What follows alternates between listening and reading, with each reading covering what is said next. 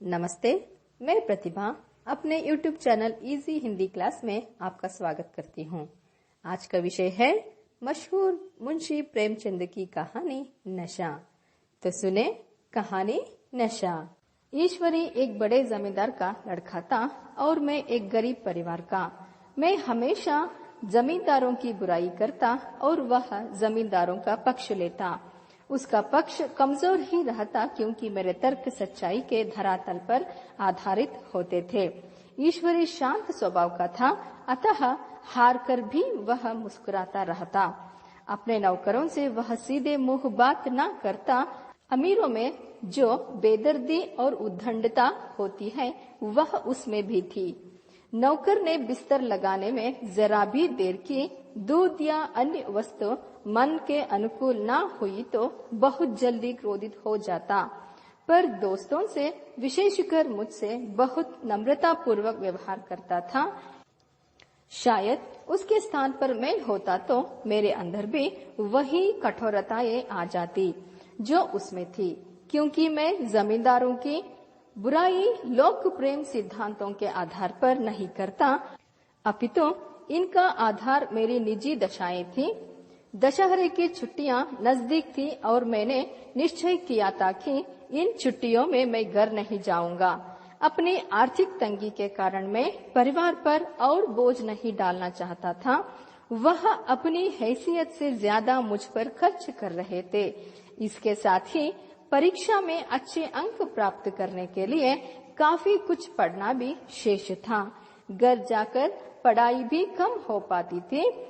Boarding house में अकेले रहने का मन भी नहीं था। तभी ईश्वरी ने मुझे अपने घर चलने का आमंत्रण दिया और मैं राजी हो गया। ईश्वरी के साथ परीक्षा की खूब तैयारी भी हो जाती और मैं बोर्डिंग हाउस की का अकेलेपन से भी बच जाऊंगा। वह अमीर होने पर भी ज़हीन एवं मेहनती है। ईश्वरी ने कहा, मित्र, वहाँ एक बात का ख्याल रखना कि भूल से भी वहाँ जमींदारों की बुराई मत करना, नहीं तो मामला बिगड़ जाएगा। इसके साथ ही मेरे परिवार वालों को भी बुरा लगेगा। वे अपने आसामियों पर इसी आधार पर शासन करते हैं कि उनका जन्म ही उनकी सेवा के लिए हुआ है। आसामी भी इसीलिए चुपचाप उनकी गुलामी करते हैं। मैंने कहा, तो क्या तुम समझते हो कि मैं वहां जाकर कुछ और हो जाऊं? हाँ, मैं तो यही चाहता हूँ। तो तुम गलत चाहते हो। ईश्वरी ने इसका कोई जवाब ना दिया। कदाचित उसने इस मामले को मेरे विवेक पर छोड़ दिया और बहुत अच्छा किया। अगर वह जिद करता तो मैं भी अड़ जाता। ईश्वरी ने अपना और मेरा सेकंड क्लास का टिकट लिया था। उसके कारण मुझे सेकंड क्लास से सफर करने का सौभाग्य प्राप्त हुआ। गाड़ी रात्रि 9 बजे आनी थी, पर यात्रा के जोश में हम शाम को ही स्टेशन जा पहुंचे। कुछ देर स्टेशन पर इधर उधर घूमने के बाद रिफ्रेशमेंट रूम में जाकर हम लोगों ने भोजन किया। मेरे पहनावे व रंग ढंग से वेटर शीघ्र ही पहचान गया कि मेरी आर्थिक स्थिति क्या है, लेकिन ना जाने मुझ पर ऐसा रंग चढ़ गया था कि खानसामों की यह गुस्ताखी मुझे सहन नहीं हो रही थी। पैसे ईश्वरी ने दिए। मेरे पिता के वेतन से अधिक ही एक खानसामे इनाम इकराम में प्राप्त कर लेते थे। एक अठन्नी तो चलते समय ईश्वरी ने ही दे दी। मैं उनसे ईश्वरी के समान ही विनय प्राप्त करने की आकांक्षा रख रहा था। मेरे कोई वस्तु मांगने पर वह इतना उत्साह नहीं दिखाते थे। इस कारण मेरा संपूर्ण ध्यान बट रहा था और भोजन भी स्वाद नहीं लग रहा था। गाड़ी आई और हम तत्परता से उसमें सवार हो गए। ईश्वरी ने कहा कि ये सभी खानसा में कितने अदबदार हैं और हमारे नौकरों से कई गुना समझदार भी हैं।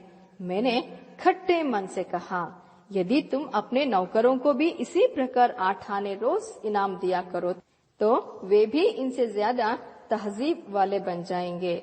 तुम क्या समझते हो कि यह सब इन्होंने इनाम के लालच में किया है?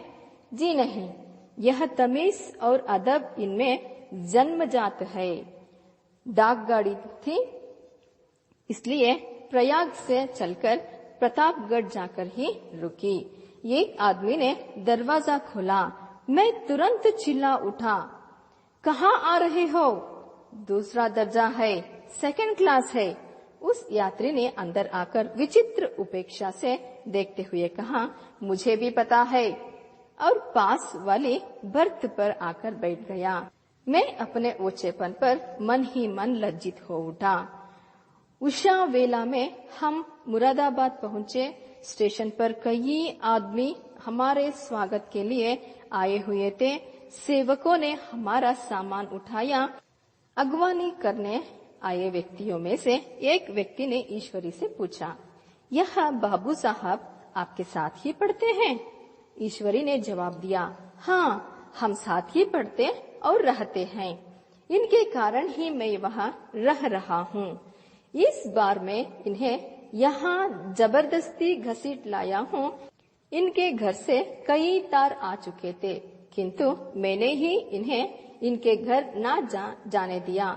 आखिरी तार तो 4 आने प्रति शब्द का अर्जेंट तार था।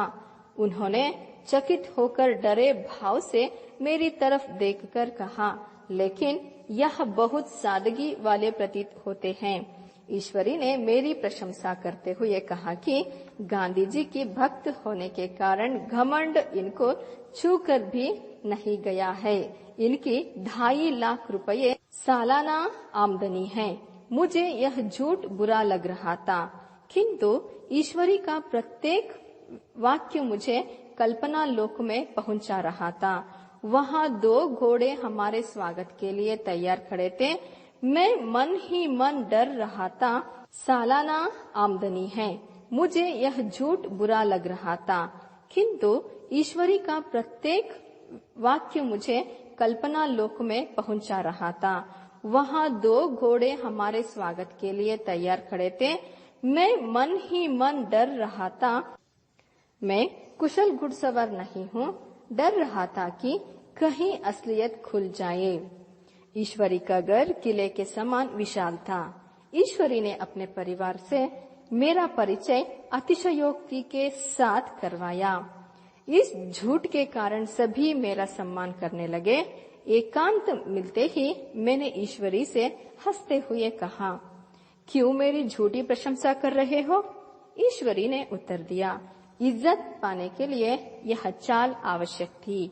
चारपाई पर लेटते ही एक नाई हमारे पांव दबाने आ गया। पहले मैं इसे अमीरों की चोंचले कहकर ईश्वरी का उपहास करता था। आज मुझे इसी में आनंद मिल रहा था। हम स्नान करने चले। पहले मैं अपनी धोती स्वयं धोता, आज ईश्वरी के समान अपनी धोती वहीं छोड़ दी।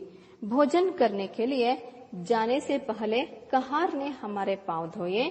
पता नहीं मैं अपने विचारों को क्यों तिलांजलि दे चुका था।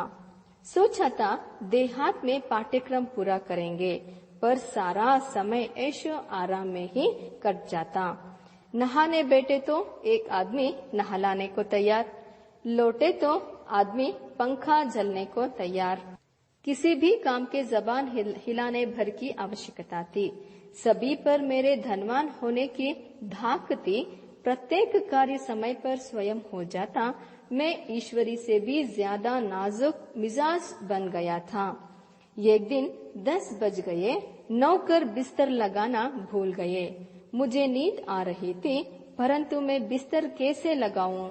मेरी शान में भट्टा जो लग जाता। उन्हें रात को 11:30 बजे मेरा बिस्तर लगाने की सुध आई। मुझे क्रोध आ गया और मैं नौकर पर उबल पड़ा। मेरी डांट फटकार सुनकर ईश्वरी भी वहां आ गया और बोला, यह कामचोर इसी व्यवहार के काबिल है। एक दिन ईश्वरी किसी दावत में गया हुआ था। शाम गिर आई थी। दिया सलाई लैंप के पास ही रखी हुई थी। मैं धनाढ्य व्यक्ति स्वयं कैसे लैंप जलाऊं? दैवयोग से मुंशी रियासत अली आ गए। एक दिन ईश्वरी किसी दावत में गया हुआ था। शाम गिर आई थी। दिया सलाई लैंप के पास ही रखी हुई थी। मैं धनाढ्य व्यक्ति स्वयं कैसे लैंप जलाऊं? दैवयोग से मुंशी रियासत अली आ गए। मैं बददिमाग उन्हीं पर बरस पड़ा। यहाँ पर कैसे कैसे कामचोर है, मैं तो इन्हें 1 घंटा भी अपने घर पर न रहने दूंगा। मुंशी ने डरते डरते लैंप जला दिया। वहाँ गांधी जी का एक भक्त आया करता था। वह ठाकुर मुझे गांधी जी का भक्त समझकर मेरा सम्मान करता था। एक दिन वह मुझे अकेला देखकर हाथ जोड़कर बोला, सूरज मिलने पर जमींदार ना रहेंगे ना? मैं रोब जमाते हुए कहा, ये तो गरीबों का खून चूसते हैं। वह बोला, मुझे आप अपने इलाके में थोड़ी सी जमीन देना। मैंने चालाकी से काम लेते हुए कहा कि अभी तो मेरा कोई अख्तियार नहीं है। जैसे ही मुझे अख्तियार मिलेगा, सबसे पहले तुम्हें बिल्कुल ड्राइवरी सिखाकर तुम्हें ड्राइवर बना लूंगा। छुट्टियां समाप्त हुई और हम वापस बोर्डिंग हाउस आ गए। लौटते वक्त सभी नौकर चाहते थे कि मैं उन्हें इनाम दूं, पर मेरी सामर्थ्य ही ऐसी नहीं थी। सभी लोग छुट्टियां मनाकर लौट रहे थे, अतः गाड़ी टसाटस भरी हुई थी। हम बड़ी कठिनाई से 3रे दर्जे में चढ़ गए। मुझ पर अभी तक ईश्वरी के घर में उठाए सुख का नशा सवार था। अन्य सवारियों को मैं हेय दृष्टि से देख रहा था। एक आदमी पीठ पर गठरी लिए खड़ा था। उसे गठरी रखने का स्थान न मिल रहा था। मैं द्वार के पास ही बैठा हुआ था। उसकी गठरी बार बार मेरे मुंह के पास आती। मुझे क्रोध आ गया और मैंने उसे 2 तमाचे मार दिए। वह तिलमिला उठा और बोला, क्यों मारते हो बाबूजी? मैंने 2 तमाचे और जड़ दिए। वह चिल्ला उठा और बोला, इतने नाजुक मिजाज हो तो पहले दर्जे में क्यों नहीं चढ़े? मेरी इस अहंकार को देखकर ईश्वरी बोला, what an idiot you are. उसके स्वर कान में पड़ते ही धीरे धीरे मेरा अमीरी का नशा उतरने लगा। मेरी आगे की वीडियो में देखेंगे कहानी गृह दाह। धन्यवाद। ये था कहानी नशा। अब हम अभ्यास करेंगे प्रश्नोत्तर, जो इसी कहानी नशा से संबंधित है। तो पहला प्रश्न है, लेखक जमींदारों की निंदा क्यों करता था? उत्तर है, लेखक ने जमींदारों को हमेशा गरीबों पर रोब चलाते हुए देखा था। वे बेदर्दी और उद्दंडता से भरे होते थे। जमींदारों का व्यवहार लेखक हमेशा देखते थे, इसलिए लेखक जमींदारों की निंदा करता था। दूसरा प्रश्न है, वह ईश्वरी के घर क्यों गया? उत्तर है, अपनी आर्थिक तंगी के कारण लेखक छुट्टियों में अपने घर जाकर परिवारों पर और बोझ डालना नहीं चाहते थे और परीक्षा में अच्छे अंक प्राप्त करने के लिए काफी कुछ पढ़ना भी बाकी था। लेकिन बोर्डिंग स्कूल में अकेले रहने का मन भी नहीं था। तभी ईश्वरी ने अपने घर चलने का आमंत्रण दिया और लेखक ईश्वरी के घर गए। तीसरा प्रश्न है, ईश्वरी पर कौन सा नशा चढ़ने लगा था? ईश्वरी के साथ रहकर ईश्वरी जैसे जमींदारों का सम्मान पाकर लेखक पर अमीरी उद्दंडता का नशा चढ़ने लगा था। चौथा प्रश्न है, ठाकुर ने लेखक से क्या कहा? ठाकुर ने लेखक से कहा कि स्वराज्य मिलने पर जमींदारी नहीं रहेगी, मुझे अपने इलाके में थोड़ी सी जमीन दे दो। पांचवा प्रश्न है, ईश्वरी के चरित्र की विशेषताएं बताओ। उत्तर, ईश्वरी बड़े जमींदार का लड़का था। उसका शांत स्वभाव था।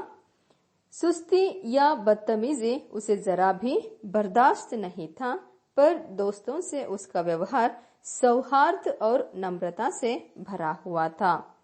तो दोस्तों, ये था कहानी नशा और उससे संबंधित कुछ प्रश्नोत्तर अभ्यास हमने इस वीडियो में किए। आपको मेरा यह वीडियो ज्ञानवर्धक या उपयोगी लगा हो तो सब्सक्राइब करना ना भूलना। धन्यवाद।